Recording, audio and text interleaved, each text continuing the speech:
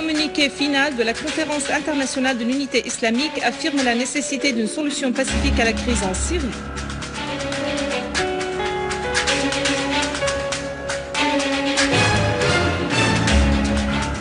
L'armée arabe syrienne écrase des dizaines de terroristes et détruit leurs outils de criminalité et leurs armes.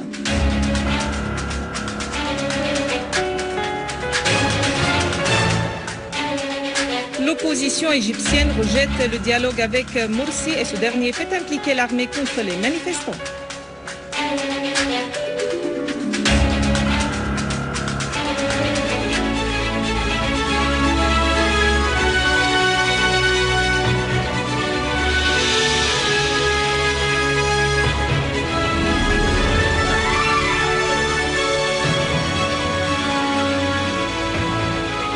Mesdames et messieurs, bonjour et merci d'être avec nous.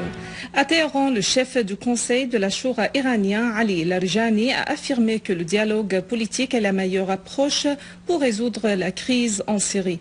En marge de la 26e conférence internationale de l'unité islamique à Téhéran, Larijani a souligné que l'Occident et certains pays de la région ont commis une grave erreur en œuvrant pour l'escalade de la violence en Syrie. Il a ajouté que personne ne pourrait ni trouver une solution à la crise en Syrie, ni construire la démocratie par la force des armes. Le président du Conseil de la Choura a précisé que son pays a conseillé l'Occident du fait que l'instauration de la démocratie ne peut se faire par une intervention militaire en Syrie, au Bahreïn ou tout autre pays, mais les Occidentaux n'ont pas prêté oreille au Conseil.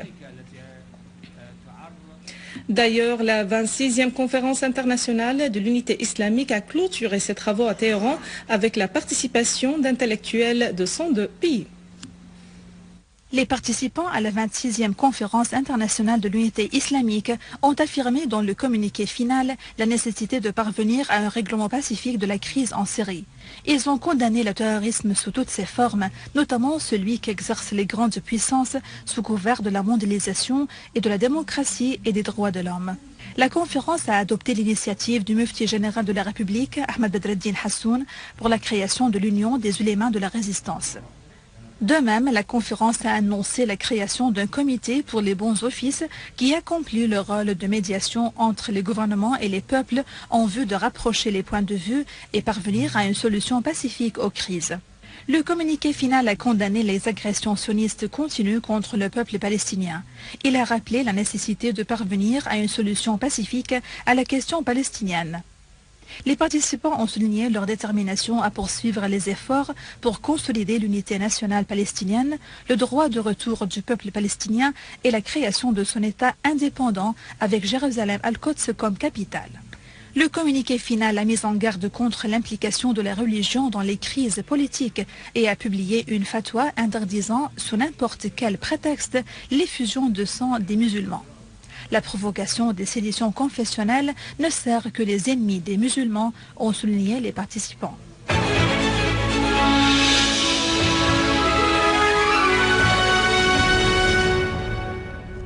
Au gouvernorat de Homs, une unité de l'armée arabe syrienne a repoussé une attaque d'un groupe terroriste contre l'hôpital national à Al-Holé.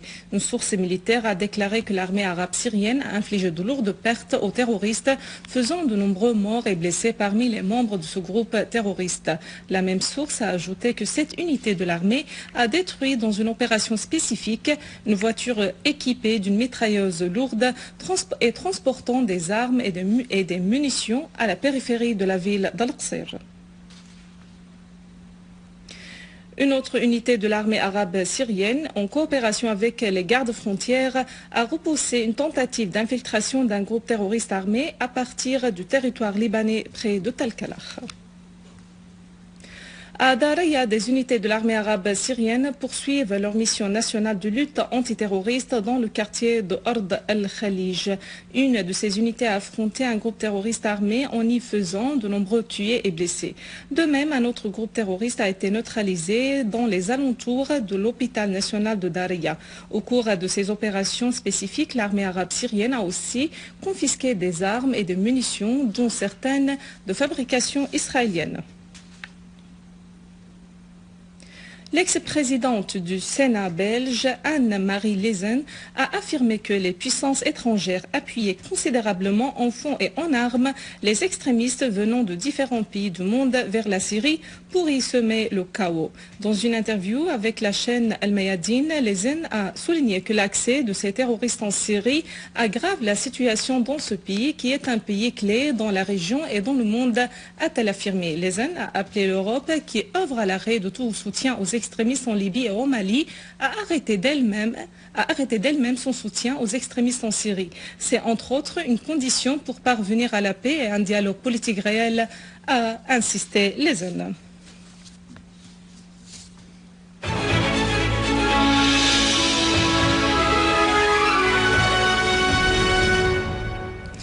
Les événements s'accentuent en Égypte au moment où le Front de Secours National annonce son rejet du dialogue avec le président égyptien Mohamed Morsi et son appel à des manifestations partout dans le pays vendredi prochain.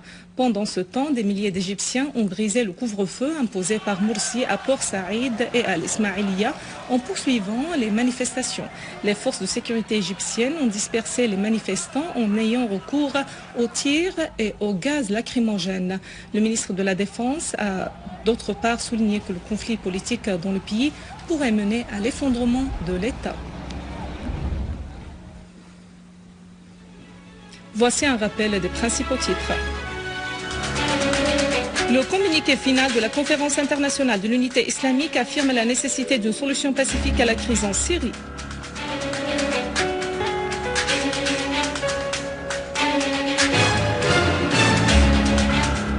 L'armée arabe syrienne écrase des dizaines de terroristes et détruit leurs outils de criminalité et leurs armes.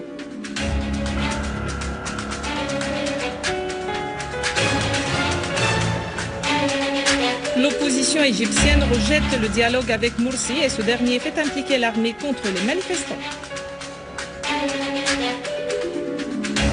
Mesdames et messieurs, c'est la fin de notre édition. Pour la revoir, visitez notre site web syriaonline.sy. Merci à vous. Au revoir.